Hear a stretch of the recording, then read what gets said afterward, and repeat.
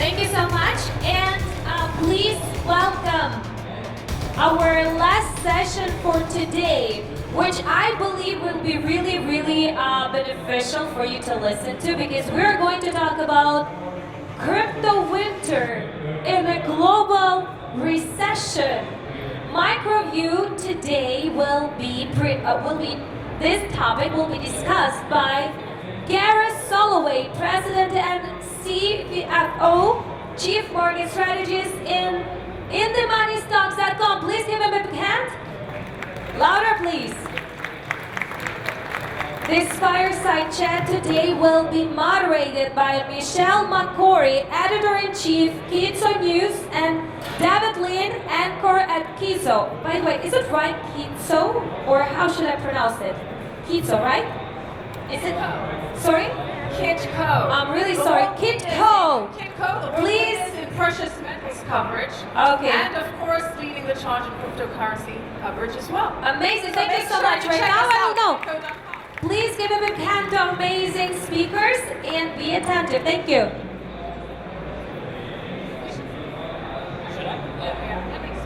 Some musical chairs here to get us started. Hi everyone, thanks for joining us again. Some familiar faces. We're back with Gareth and Michelle. Kick us off.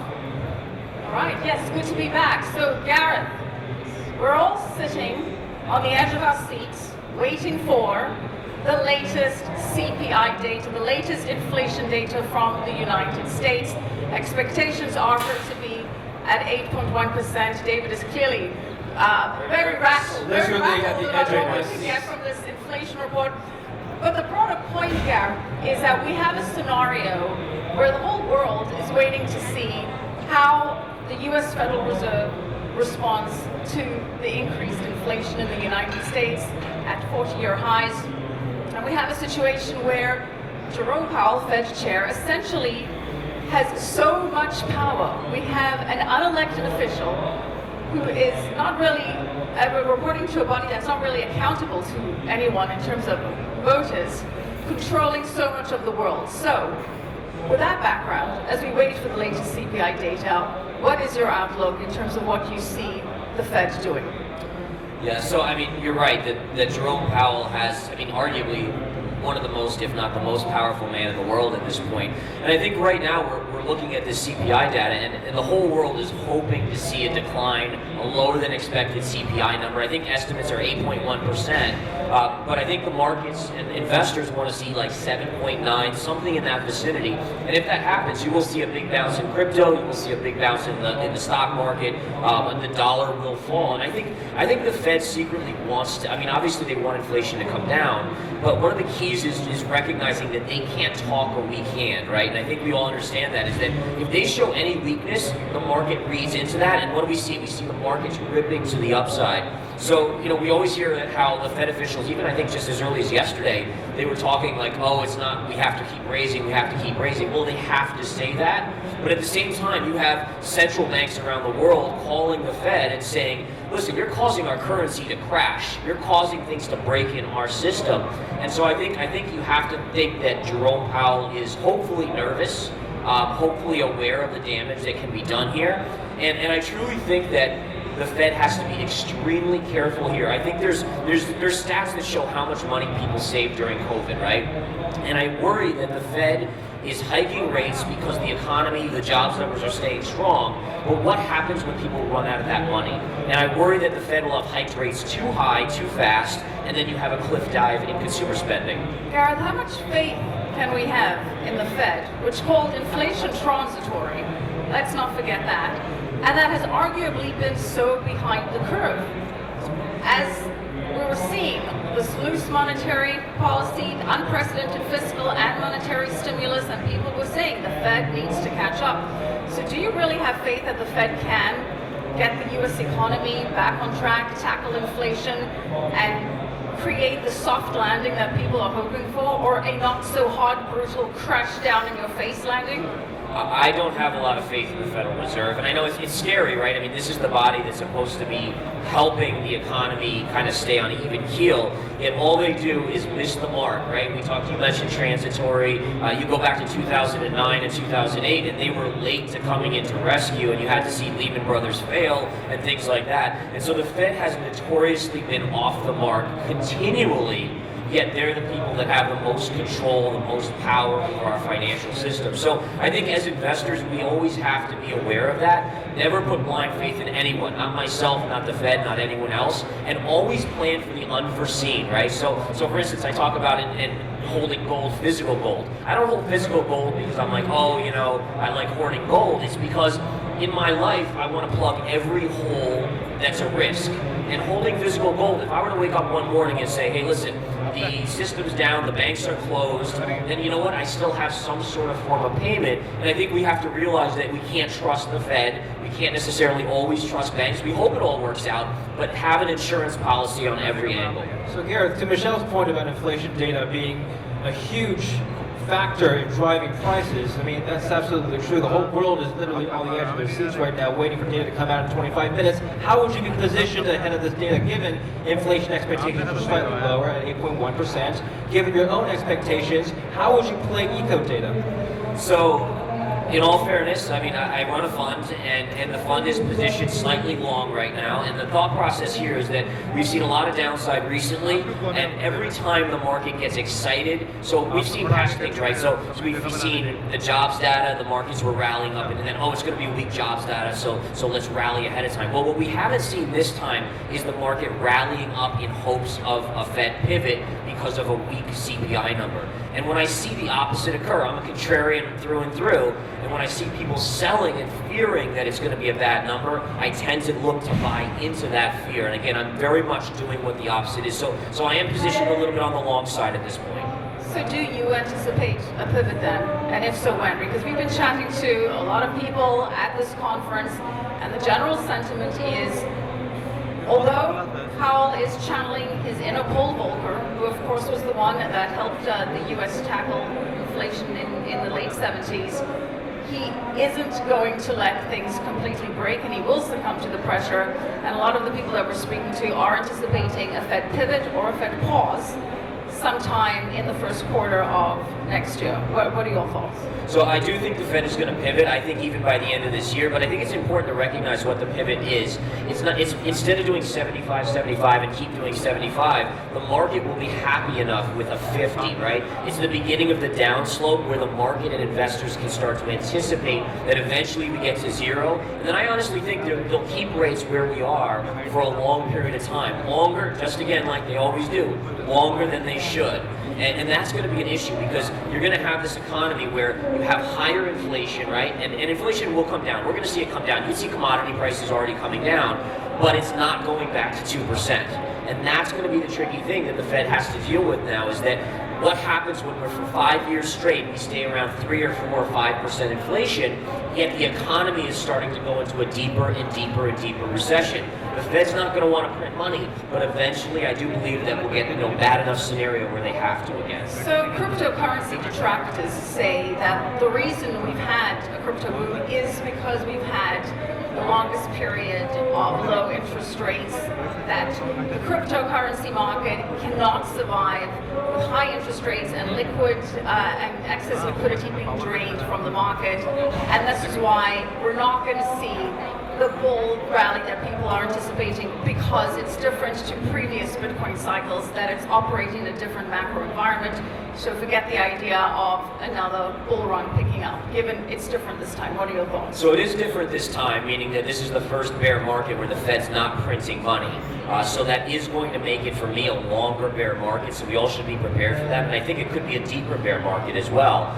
But ultimately, I don't see a way around, and again, you can look back at history and fiat currencies in that they might try not to print, but eventually they will be forced to, right? So the way I always kind of describe it is you have a scale, right? So on one side you have unemployment, which is super low. On the other side you have the inflation that is super high. What's going to happen is you'll see inflation come down, and it'll get down, let's say 4%. but over time you're going to have unemployment rise. Now at 5% unemployment, they're still not printing money. They're still kind of stuck here. They don't want to do it. It's 4% inflation, too high, they say. 6, 7, 8, 9, 10. You're going to get to a point where you have 10, 12% unemployment. What are they going to say? Oh darn, 4% inflation, we won't print. No, they will print. They're supposed to be independent, but political nature is to put pressure on the Fed. The next president will appoint someone new that is going to be more apt to do what they want. All right. Well, our current president, President Biden, has been putting the blame on Putin. He's called it the Putin tax hike. The Fed as well has tried to deflect some of their responsibility onto the war between Russia and Ukraine. If we do reach some kind of diplomatic solution, and I usually go for doomsday scenarios, so it's rare for me to go for the positive spin.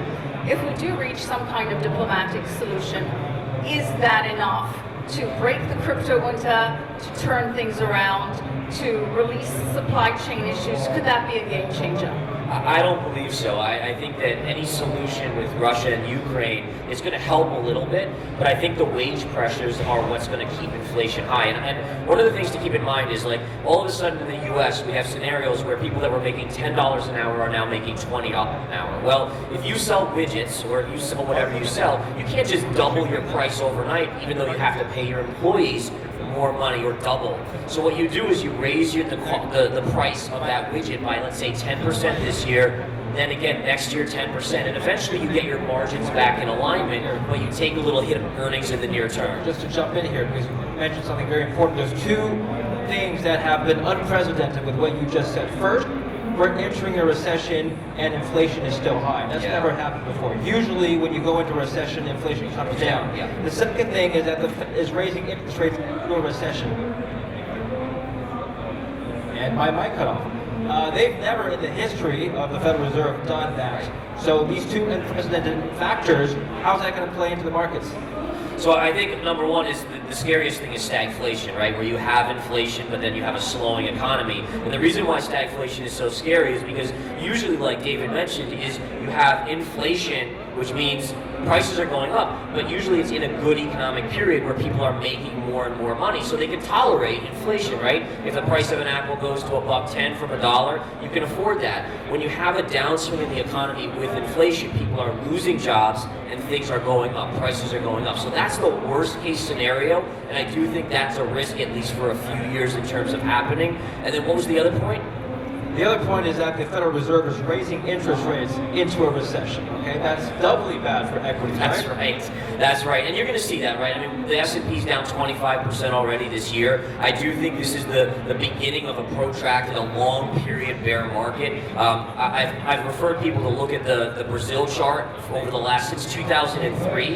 In 2003, Brazil had this monster rally that basically went up sky high. Since 2003, it has gone sideways like this. So you haven't seen new all-time highs.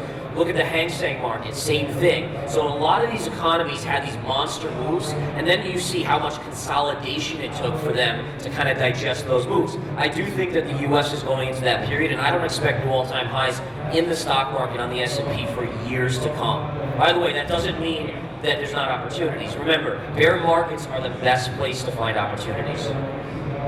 So which sectors do you think we could see the most opportunities in there? So I'm a big believer in looking outside of the United States now, mainly because I think a lot of fund managers have looked inside the U.S. The U.S. has been the safest spot. It's been the most secure. The Fed was the most lenient. So all money from global money came into the United States. So now I'm starting to look at foreign equities as the next place. I mean, for instance, China's going through real tough times right now, but their inflation is much, much lower than the U.S., which enables their government to actually print more money and stimulate.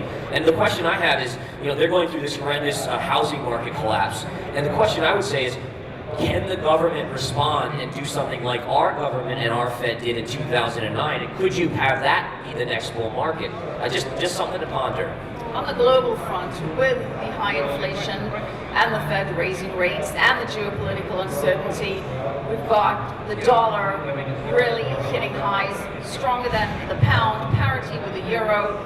Considering that a lot of the world owes its debts in dollars, what are the consequences of the dollar staying so strong for long?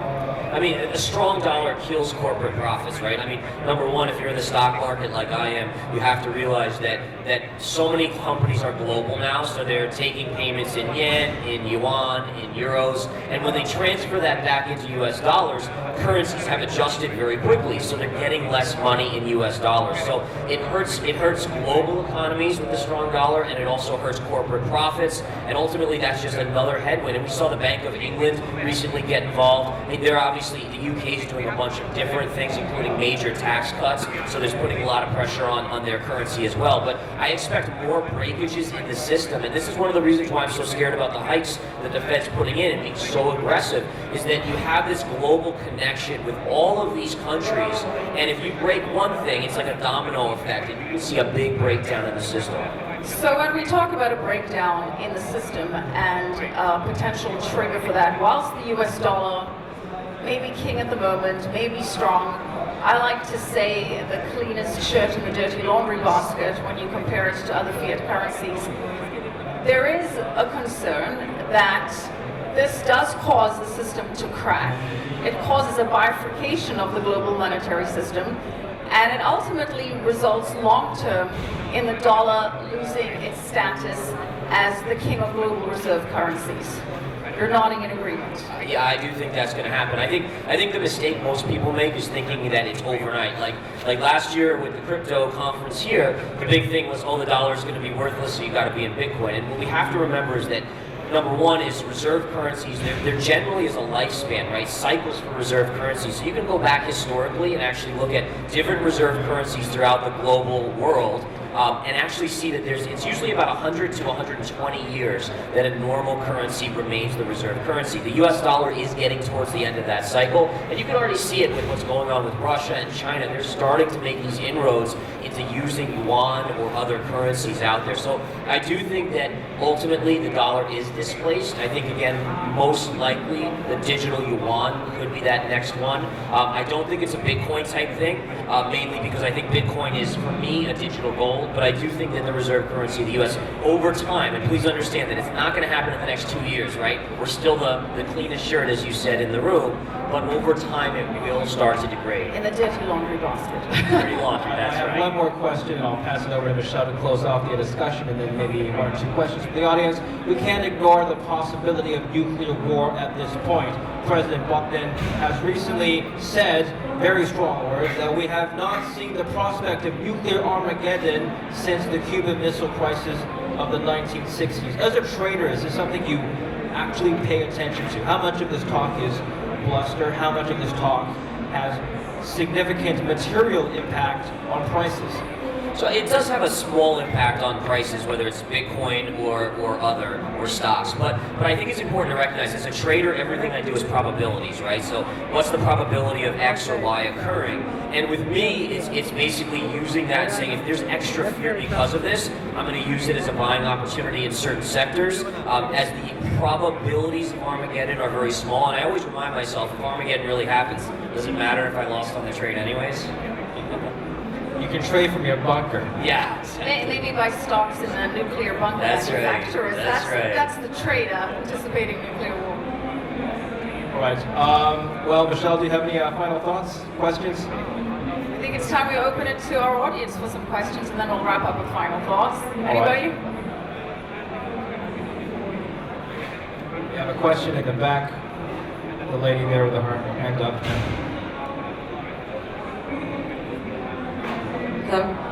Just I was wondering, considering the fact that inflation is rising and wages aren't getting any higher anyway, a friend and I had a conversation about kind of reverting to like a barter system, but utilizing sort of tokenization incentive in order for like people from smaller villages or cities that are maybe suffering, or countries that are suffering from high inflation and stagnation, etc. I don't know if you've ever thought that, but it seems to be like a trend that maybe could pick up. If I have rice, she has water, why not just barter it off, and then we don't have to pay double the price for water rice? or get taxed on the transaction, right? Exactly. Yeah, I mean, I think it's an awesome concept to think about and potentially to come into play. I haven't thought more on it than that, but I think it makes a lot of sense, absolutely. One more here.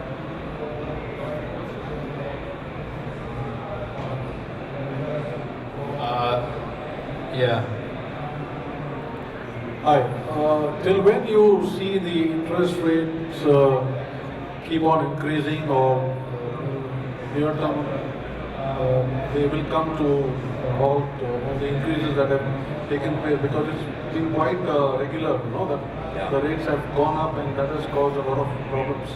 It has caused a lot of problems, but I do see an end in sight. I think we're very close, probably 8th or 9th inning of the hikes. And basically, I think you see the cracks like Bank of England starting to have to act, and those cracks tell you that there's only so much more the system can handle. And I'm talking global system of Federal Reserve rate hikes. So again, I'm thinking 50 basis points in. Obviously, we'll have to see what the CPI number is, which could be out any minute now. I was just checking my phone for that, but not yet. 3 Okay. minutes to go. So we're still guessing on that one. Which but- means you've gone along on this panel, by the way. Yes, that is. So 50, I'm thinking 50 basis points in November, 25 in December, and I think by early 2023 it could be over. And I think you'll see the weakening economy. Again, don't expect them to start to cut right away though. They're going to withhold. They're going to try their hardest not to cut because inflation's still going to remain high. I know the gentleman in the front with a striped shirt has been waiting to ask a question with a cap on. Oh, all right. This guy already has a mic, so we'll give it to the gentleman in the front. So T-minus 2 minutes. Zooming out from the CPI read, what are you seeing as the main indicators for an overall S&P bottom? Is it high unemployment? Is it the Fed reducing hikes? Is it the Fed bottoming all the way down? That's a really good question. So the way I forecasted out the S&P 500 and the economy is that, you're basically in this area where we're down 25%. The markets are hoping for a Fed pivot. We will eventually get that Fed pivot. The markets will have a big move up. Everyone's going to take a sigh of relief. Oh, the Fed is here to protect us. They're okay. They're doing this right. They're going to engineer a soft landing. Then the economy is going to take another dive, probably coinciding with the amount of money people saved during COVID running out, and that's going to really put a stop to the economy and start sending it into a tailspin. And I think the next leg down, I think you have another 25% at least to the downside in the S&P. That's going to be caused by the market looking, and investors are going to look to the Federal Reserve and say, hey guys, all right, we're in a bad spot here. Can you please come in and drop interest rates and print money again? And the Fed is going to say, maybe we'll drop a little bit, but we can't. With 4% inflation, we can't print a ton of money. And the markets, for the first time in like 20 years, they're going to be told no by their parents. And we know there's going to be a freak out when that happens, right? So I think that's what we have to keep in mind. So be really careful. Doesn't mean we can't play bounces. Doesn't mean you can't buy quality names. But just be ready for this longer term kind of whippy market to continue. All right, maybe last question. Yeah, this guy has a question here. Hi Gareth. You mentioned that apart from US market, which other countries do you look at? You look at India as a higher potential growth in the next few years to come. And looking at the setbacks with other markets, Indian markets are still doing much better than the other markets. So what's Yeah, so that's a great point. And looking at all these foreign markets, it makes a lot of sense because that's where you're going to find opportunity. I would just say I think the reliance with India on the United States is semi-decent at this point still, just like China is to some extent. As long as their inflation, I'm not sure about the inflation in India, as long as it stays subdued, then I think you look to that market. If it starts to pop and you also have the US market slipping into recession, be careful because it is an elevated market. And again, one of the things noticed recently I read about was that the Chinese stock market and the India market are the furthest imbalanced as two emerging markets than they have ever been. And so it does make me wonder if the Chinese market has a bounce and they kind of meet back in the center somewhere. So just watch that data point. I think that's going to be really important. Speaking of data, it's 8:30. Boy. Anyone have the CPI data? Looking for it right now. It's supposed to come in. We'll give it 0%? That's what Biden said a few months ago when month over month CPI was 0. Look, everyone takes out their phone. It's like, Yeah. While we're looking for that, I do have a quick comment, and somebody can pull that up. So, on your point about the stock market staying flat for the next 10 years, certainly if you're a value trader, that doesn't look good prospect-wise. But if you're a trader, what do you do there? So first off, the markets are getting slammed. Right. Down almost 2.5% on the, almost 2% on the S&P 500. So that right there, I don't even need to know the number. It came in hotter than expected, right? You don't even have to know what the number is. The markets are the best indicator. 8.2, so 8.1, hotter than expected. Wow. Look at this reaction. Yeah. 1 basis point. 0.1, and the market's dumped. I'm going to wrap up and tell us about where we can find more about your work and your services, educating the public. You're not just a trader, you're an educator. Tell us about that. Yes, I've been a trader for 20 years. I got to the point where I've learned so much by making so many mistakes in my early career that I decided to put together a educational course. So it's a 3-course series, Verified Investing Education. It basically, I teach you everything I know in there. I put it all finally in video format, showing charts, showing everything. We go over discipline, how to become a disciplined trader, which is probably the hardest thing anyone ever has to learn. The market psychology, how to read the psychology of the markets, and then ultimately every chart setup, how to read charts, how to look for every indicator that can give you the probabilities to position yourself in the right direction. And it works. It's amazing. People have taken it and they say it literally changed their lives. So it's exciting. And Gareth, very quickly, remind us why we should be listening to you. Recap some of your exceptionally correct calls. Well, Bitcoin last year, I think I was on this stage or one of the other ones, I said, I was the only one that said Bitcoin at 65 or so was heading to 20. It went to 20. We obviously are now just a little bit below that. In March, when oil hit 130, I said it's going down. Everyone, even on TV, said 200. I said, nope, technicals tell me it's going down. It came down to 76. And those are just some of the recent ones. But the key is it's all charts. I don't have any special abilities. My IQ is average. The key is it's learning. It's spending that time to learn and just study a little bit, and it can change the way you view things. Instead of buying at 65,000 or 69,000, you start looking short, or at least you sit on the sidelines and let it fall while everyone else is clamoring, and you buy low. So I think that's the key, is that it's really all about learning. He's not telling us about his time machine that he's hiding. But in any case, thank you so much, Thank Gareth. you, guys. Thank you, Michelle, for your questions, and thank you for watching.